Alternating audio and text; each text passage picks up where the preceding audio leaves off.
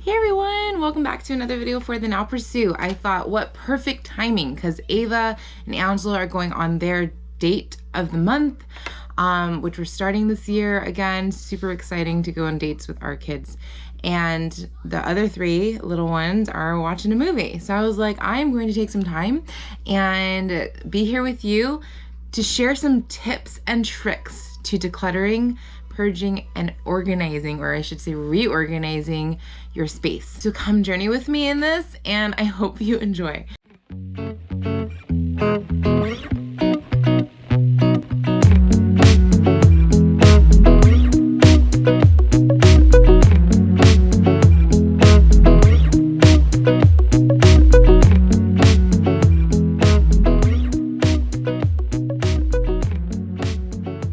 Why I feel so inspired to be able to share these tips with you. I am not a pro at it at all. The first is that God led us to cleanse this year, cleanse and heal and break through some stuff. And believe it or not, he's starting us off with actually cleansing our material items and getting our RV together. And the second thing is living in an RV full time. We live in smaller space. Honestly, we feel so blessed because in our Sabre, it's not as small as even just a tiny home, but this is literally everything we own in here. And because of that, every space needs to have purpose. Every space needs to have functionality. It needs to work for us being able to move all the time and live here full time. And so with that, it was such a blessing when we ran across our new friend, well, not new anymore, but her name is Robin, and she is the one that really helped us get launched into actually reorganizing and decluttering our stuff. It's something we've been wanting to do, but in God's perfect timing, she showed up in the beginning of the year, actually the end of the year, saying, I want to help you reorganize and declutter. She showed us her RV and the different tips and methods she's used. And then in the beginning of the new year, we met up again at a new spot, and it was a spot that she was already booked. I was already booked, so it was perfect. And she ended up helping us redo our RV in a lot of spaces. And then we actually continued after she moved to her next spot. We continued, and it's just been such a beautiful gift to be able to redo our whole home. I'm hoping that this will encourage, equip, and inspire you to just reevaluate your space and see what's working, what's not. And hopefully these tips and these methods and these tricks can help you in establishing a more functional and peace-filled home. A side note, a lot of these tips are from Robin. And so I definitely will encourage you to go visit her blog where she dives deeper in some of the things that I'm about to share.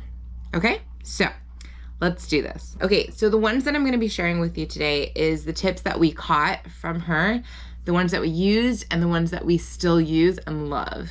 And a little sprinkle of Genesis in there as well, because as she had mentioned too, you kind of take what it is that works for you, and then you can just continue molding it into what works for you, because every family is different, every person's different. And so what works for me, what works for her may or may not work for you, but in a grand scheme of things, but little things here and there may add value to your life. So I really hope that most of these do. So the first thing that I want to talk to you guys about, or the first tip, is actually a quote that really stood out to me when she was sharing with me all the little things that work for her. And the quote is, what takes up your space takes up your time.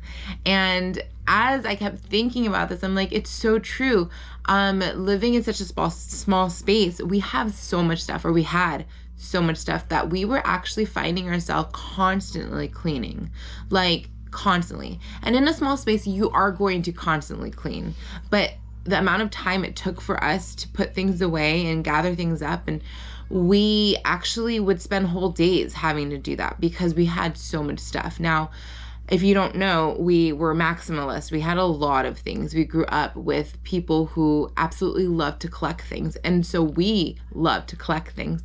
But there's a good balance in that, and that's something that we got to learn and are now sharing with our family too, because it's a beautiful thing to enjoy stuff, you know?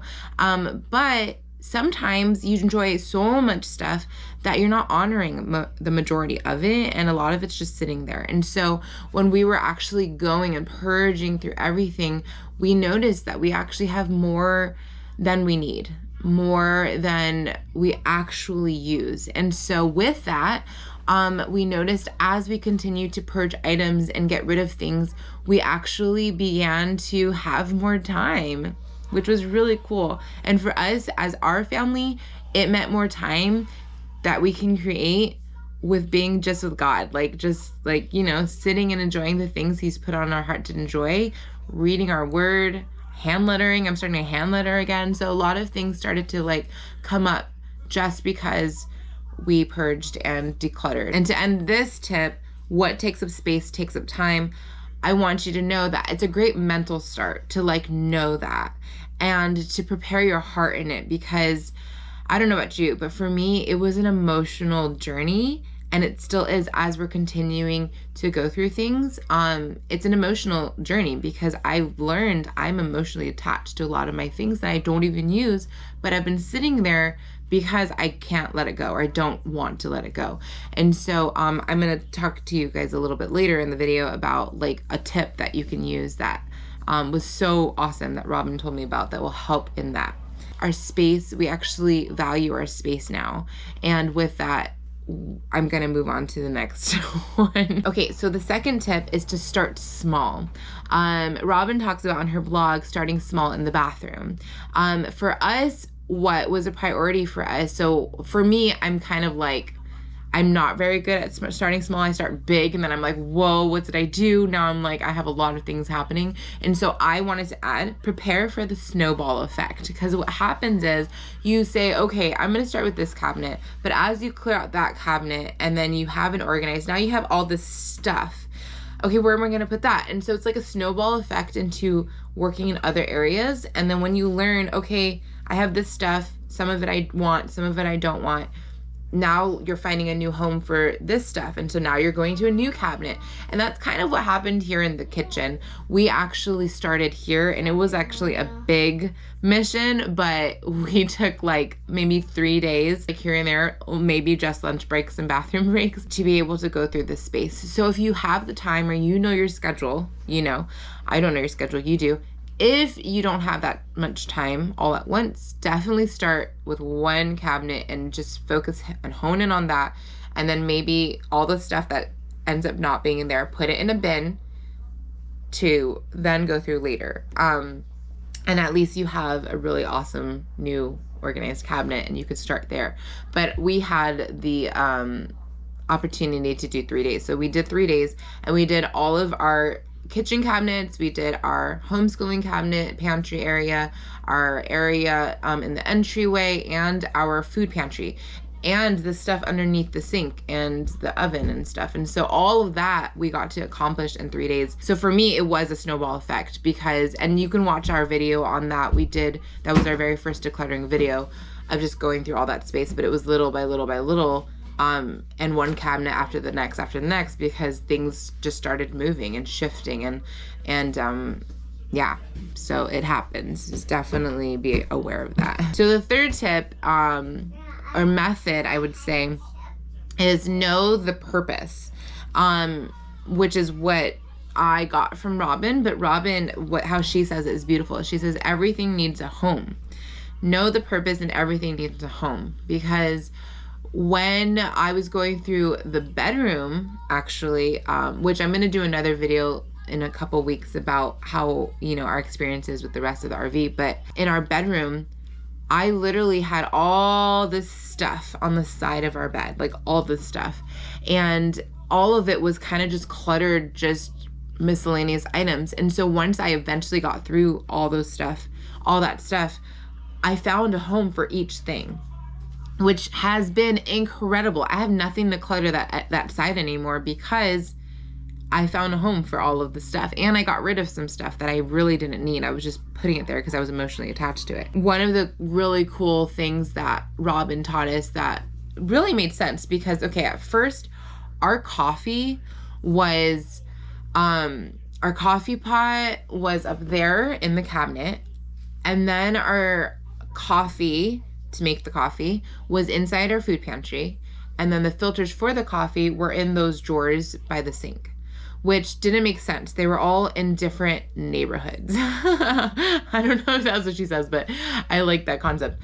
They were in different neighborhoods. And so we decided to put all of them in the same neighborhood because they're family. They're friends with each other, right? And so all of the friends go with friends. So like even our stationary items, we have all of the friends with the friends. Like you don't want to put pencils with scissors, with a knife, with glue. Like the glue goes in one spot, or the crafting items, say, is a family unit. They go in one spot, and then the pencils and then the scissors all go in one spot, and the certain type of scissors go in one spot. And so there's a home for everything. And when you create the habit and the discipline of putting it back in the home, your cleanup is way shorter because you're not always picking things up. You don't have to, because you took the time to put it back in its home, because you know where it goes. And so that's a beautiful thing about having purpose in it. Because another thing with the purpose thing, where do we do our homeschool? Our homeschooling we do here at the table, and thus our homeschooling cabinet is right here next to the table, which has made it so it's just been genius. Like it's helped so much. And then our Instapot and our rice cooker, we use those quite often, and they're big items. And so we put it up top because the kids don't need to reach it. We need to reach it. So we put the homeschooling on the bottom, and the Instapot and rice cooker and the smoothie, the blender, on top, because we can easily grab it, A. B, because there's purpose to it. It's near the kitchen, but it's big, so it doesn't fit in anywhere else. So that was the only spot really available, but it worked really well. And then with the shelves, we added some little flair there, so it makes more space because we needed more room for homeschooling. So it's a beautiful little thing, thinking about that for each thing. What is the purpose of this item? How often am I going to use it? Who needs access to it? So that actually brings me to the next one, is ask yourself these questions. How do I feel in this space? If you open a cabinet and you do not feel good, you get to do something about it, which is something for us with the homeschooling one, with the kitchen, with actually all of our spaces. And so we actually redid every single cabinet thus far in our entire RV. And it's been so amazing. Like our whole entire life has changed, basically. We know where everything is. We literally could tell other people where everything is. We could tell our kids, hey, go get this. This is where it is, making them more independent. And it's more functional. Like it makes sense. It makes sense where things are. And that's another question. Is it functional? Does it work for my daily life? How often do I use this? Who needs access to it? Which I mentioned. Talking about how often do I use this? When you think about that, what's really nice is one of the things that Rob and I were talking about that I already felt the Lord talking to me about, which was really cool. It was confirmation for me, is honoring your space. A lot of times we pile and pile. I mean, I am totally known for that. I was just piling stuff. And it didn't honor the space. It didn't honor God, because we are given this space. And to be a good steward of the space, we get to take care of the space, right? And so when you look at an item, like for instance, way back the middle of last year, I've had this chair, and we were traveling with this chair because I could not let go of this chair. It was an orange chair. And it was beautiful, and I loved it. And I did honor it. But did it honor the space? It was really just kind of in the way with the fact that we live in an RV. We would close the slides, and it was kind of just there in the middle, and it was big. And when we ended up going to see my friend Ramona in Colorado, I learned that she honors things. She actually has items from families, and she honors it. And so I asked her kindly if she would take the chair. And it actually was a very emotional moment for me, and I did cry about it. But she does. She'll honor it for me. And she actually said she'll hold on to it for me until we get a house, and then I can maybe have it back. But I don't know, because she, is going to enjoy it more often than I am, and it's going to honor her space more than it does mine. And even a picture frame that I absolutely loved, I gave it to my aunt, and she is hanging it in her office space. So she's honoring that item, and it's it's so heartwarming to me because it's giving a gift to a family or a friend, and they're able to honor it, and they'll think of me every time. It's gonna make me cry. This is actually a real thing, you guys. And so just thinking of those things is gonna help in the next step. So asking yourself these questions, diving deep, and really seeing what is the reason you're keeping this item. Like, why is it with you? Why don't you want to let it go? Like, all of those things is not only a beautiful way of like decluttering and helping your reorganizational process, but it's also helping and healing and letting go of things and ridding clutter in yourself emotionally and spiritually and mentally.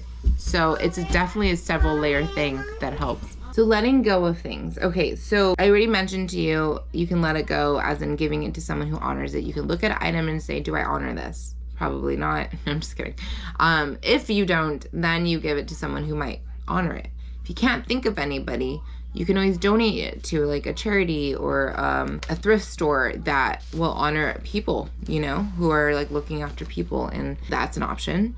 And if it's difficult to let something go, and this is something that I absolutely am excited to do, which I already printed a couple pictures out. If it's something that maybe you've had for a really long time and you've carried with you, maybe in your many moves or just had in your home for a while or what have you, then it's gonna be extra hard to let it go. I love this tip from Robin. She said to make a memory book. If it's actually not really about the item, it's about the memory, take a picture of the item or with the item, and then put it in like an album, and then right next to it, what was your memory with this item? And that's something I actually printed out some pictures, and I'm gonna start doing that because I'm a very sentimental person, and that's okay, you know, but I also wanna be a person who can live free, you know, not only spiritually, you can check out our video about that, but also live free in the natural, like just being able to have more time to do things that I love rather than always like tending to my stuff, managing. The more you have, the more you need to manage, you know? And so on this RV journey, we have learned that less is more, you know what I mean? Because a lot of families we've met have sold their entire home, like a big home somewhere, and then now they have storage. And we had storage for a year, and we actually traveled back around to California to get rid of, like, I would say 90% of the stuff that was in the storage because we learned we really didn't need it. And that was actually the very first step towards what God was leading us to do, and that's to cleanse a lot of stuff, because it was like made very aware that our stuff took up most of our time, and that's not cool for us, not for our family. So if it's difficult letting it go, think of those things like the memory book, who can honor your item and then give it to them, because is it honoring your home? Are you honoring that item? And if the answer is no, then it's time to let it go, to Elsa that and sing it. Let it go. 2 more tips here, or like little methods you can use when you're decluttering, purging, reorganizing, cleansing your home, is just the thought you're dating your home. So if you don't like it, change it. And so as you are reorganizing different areas, try it out. And if it doesn't work, then change it, you know? Actually, that goes along with an actual practical tip and tool that really helps in making it more functional is bins and baskets. We would pile things on top of things, and nothing really, there was no like ability to divide things, or we didn't create that in our space. And that's something that Robin really introduced to us, that it's like one of the things, I should have known this, right?